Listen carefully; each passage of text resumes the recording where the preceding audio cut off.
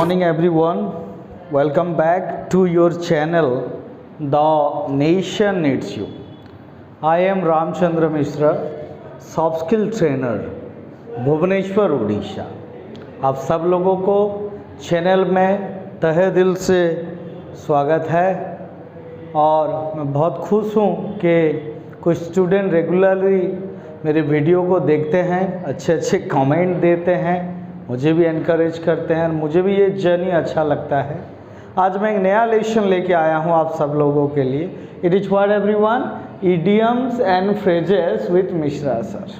अगर आपने मेरा इसका पहला वीडियो देखा होगा जहाँ पे मैंने बात किया था basic English grammar with Mishra sir में कि फ्रेजेस क्या होता है एंड क्लॉजेस क्या होता है। And we come to know that phrases is what group of word which has sense but no complete meaning, and it don't have what subject and verb.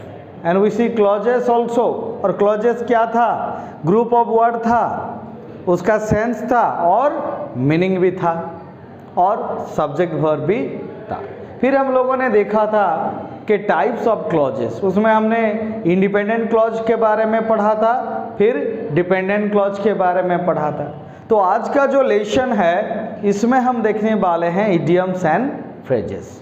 तो आइए एक चीज़ बता देते हैं, जो इडियम्स होता है वो भी ग्रुप ऑफ वर्ड होता है, बट एक चीज़ ध्यान में रखना है कि इडियम्स का कोई इंडिविजुअल वर्ड का मीनिंग अगर आप निकालते हैं आप कन्फ्यूजन में पड़ जाएंगे, या फ्रेजेस का निकालेंगे तो भी कन्फ्यूज में पड़ सकते हैं। तो एक चीज़ है, बेटर है कि आप इसको एज ए होल रिमेंबर करेंगे। क्या करेंगे? As a whole. इसको आपको टोटल एक बार में याद करना है, ऐसा नहीं कि आप इसको one by one word practice करेंगे। Better to remember all the word, better to remember all the word at once the complete meaning. आपको क्या करना है? टोटल वर्ड का कंप्लीट मीनिंग याद करना है। चलिए आज का जर्नी शुरुआत करते हैं। और जो लोग भी चैनल पे न्यू आए हैं, आज देख रहे हैं, काइंडली चैनल को सब्सक्राइब कर लीजिए ताकि आपको नोटिफिकेशन मिलता रहे अपकमिंग वीडियोस का। तो पहला जो आज हमारा इडियम से क्लास में दिया है, act one's age. Word act one's age. अगर सेंटेंस का बीच में आ जाता है तब प्रॉब्लम चालू हो जाता है, क्योंकि अगर इडियम्स हमको नहीं मालूम है और हम कुछ पढ़ाई कर रहे हैं, उसका मीनिंग नहीं आया तो पूरा सेंटेंस जो है बर्बाद हो गया, उसका कोई मीनिंग नहीं समझ पाएंगे आप। वर्ड होगा तो इंडिविजुअली हम मीनिंग निकाल सकते हैं, बट अगर इडियम्स आता है इसका अलग है। जैसे आपको मैं बोलूँगा that my friend is the Apple of discuss between me and Sita. तो एप्पल ऑफ डिस्कस का मतलब यहाँ पे क्या है? एप्पल ऑफ डिस्कस का मतलब है कि वो ही क्या है, प्रॉब्लम है, right? So better to understand the whole meaning at once. Now let's see, act one's age का मतलब है to be matured and not childish. What? To be matured and not childish. Matured होना, क्या नहीं होना? Childish नहीं होना, बच्चों के जैसा नहीं होना है।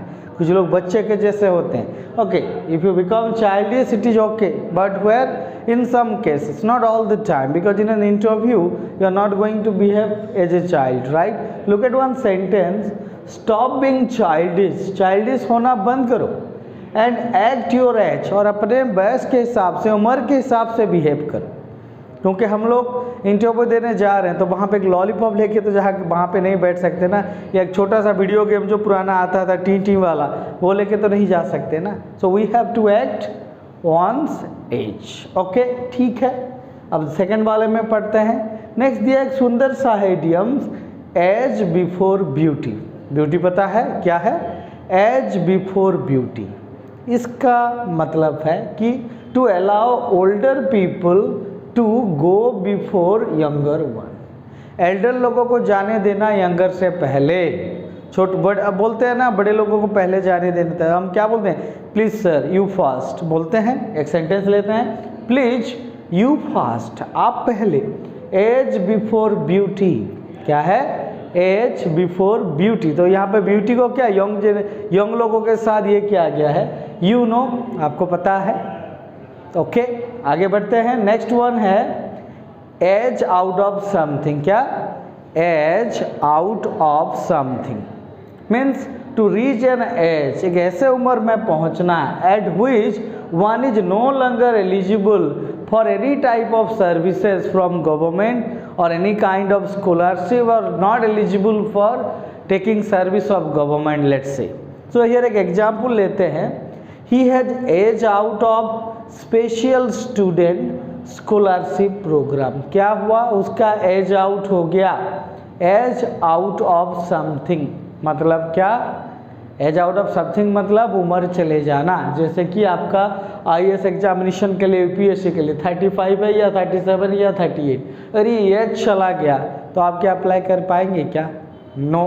तो क्या क्या हमने देखा, act one's age before beauty and age out of something. Now it's time to learn the next few idioms in today's class. आप लोग ध्यान से देखते जाइए वीडियो को, इसका एक नोट्स बनाइए क्योंकि एक सीरीज बनने वाला है। ऑलरेडी 3 लेसन बन चुके हैं इडियम्स के और इसके 1000 लेसन मैं आपके लिए लेके आऊँगा, जिसको आप नोट्स बनाएंगे तो अब क्या होगा, ये जो चीज़ है माइंड में रह जाएगा। तो अगर आप जब बातचीत करते हैं किसी के साथ तो आप बीच बीच में जो अटक जाते हैं, अगर 1-2 इडियम्स आप लगा लेते हैं तो क्या होता है, आपका सेंटेंस और इम्प्रूव हो जाता है।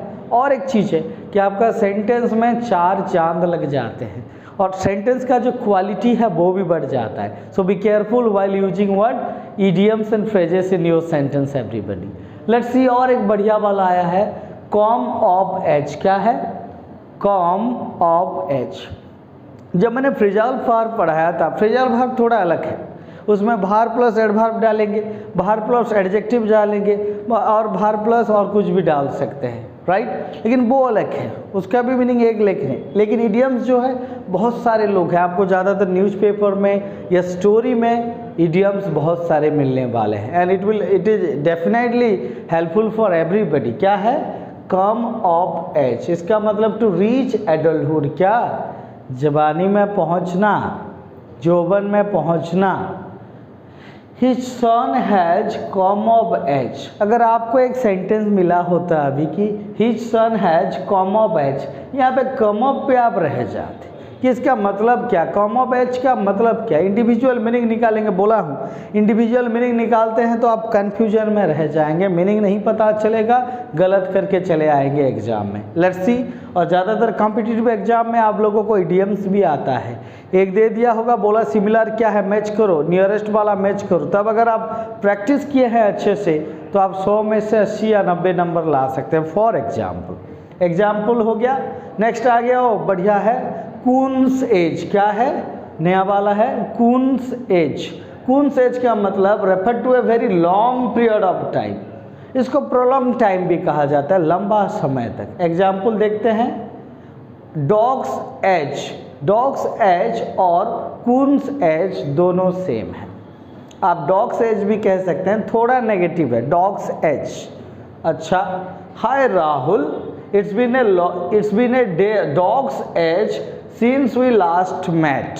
क्या दिया है सेंटेंस, ध्यान से देखिए, क्या दिया, hi Rahul, it's been a dog's age. क्या है, डॉग्स एज मतलब क्या, long period of time, don't be confused, since we last met, जब हम लास्ट मिले थे। आगे बढ़ते हैं, फील योर एज। क्या है, इसका मतलब क्या बोल रहा है, फील योर एज का मतलब है means to realize that you are growing old, कि आप बुढ़ा बन गए हो या बुढ़ी बन गए हो। Example, I really felt my age at work, अभी काम करने में मेरे को पता चल रहा है, felt my age like what, feel का क्या हुआ, फेल्ट माई एज, काम करने में। All my colleagues looked very young, और मेरे जितने भी कुलीग्स हैं, क्या है, बंधु है, काम करते हैं मेरे साथ, वो कैसे दिख रहे हैं, यंग दिख रहे हैं। और एक बढ़ते हैं जो आज हमारा लास्ट का है, गेट ऑन इन ईयर्स। क्या है, गेट ऑन इन ईयर्स, इसका मतलब भी आता है ओल्ड या advance in age. So let's see, although she is getting on in years मतलब क्या, बुढ़ा हो गया, बुढ़ी हो गया, सी स्टिल लुक्स यंग, वो अब तक क्या दिखती है, जवान दिखती है, अट्रैक्टिव दिखती है, हॉट दिखती है। लेट्स सी, तो हम लोगों ने आज क्या पढ़ा है, कुछ इडियम्स पढ़ा है। पहला वाला पढ़े क्या, एक्ट वंस एज, चाइल्डिश नहीं बिहेव करना। एज बिफोर ब्यूटी, बड़ों को जाने देना, उनको प्रायोरिटी देना। और एक है age out of something, time चला गया, एक्सपायर्ड हो गया, आउटडेटेड हो गया, डिप्रिकेटेड हो गया, ऑब्सोलेट हो गया। कम ऑफ एज, एडल्टहुड में आना। Coon's age and dog's age, मतलब लॉन्ग पीरियड ऑफ टाइम। और एक देखें हम लोग get on in years, it means also what? Old.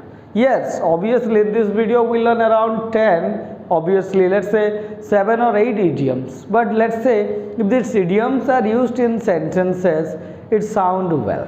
So whenever you are talking with someone, please try to add 1 or 2 idioms in your conversation. Or you can do one thing, you can make a big list of all this, and while you are talking with someone, just a second, yes, okay, so when you are talking with someone, try to add few idioms to your conversation to what garnish your sentence and decorate your sentence more. So stay tuned with my channel, you will get more new such videos again and again and again and again in this. I hope जिन लोगों को video अच्छा लगता है kindly comment कीजिए और क्या improve हो सकता है। मैं हर किस्म से ट्राई कर रहा हूँ 24/7 कि और क्या क्या नया वीडियो लेशन आपके लिए लेके आऊँ, ताकि जो आप स्टैग हो रहे हैं, स्टैमर हो रहे हैं, स्टैगर हो रहे हैं बोलने में, बहुत सारा चीज़ को मैं सॉर्ट आउट कर पाऊँ। एनी हाउ, आप जुड़ने के लिए आपको स्क्रीन पे मेरा नंबर भी आ जाएगा, आप वहीं पे कॉल करके या मैसेज भी कर सकते हैं। एक ही नंबर है for joining online classes and all. और जो लोग नया है काइंडली सब्सक्राइब कीजिए। Thank you so much for watching this video. I will meet you people in the next class. Thank you and Jai Hind.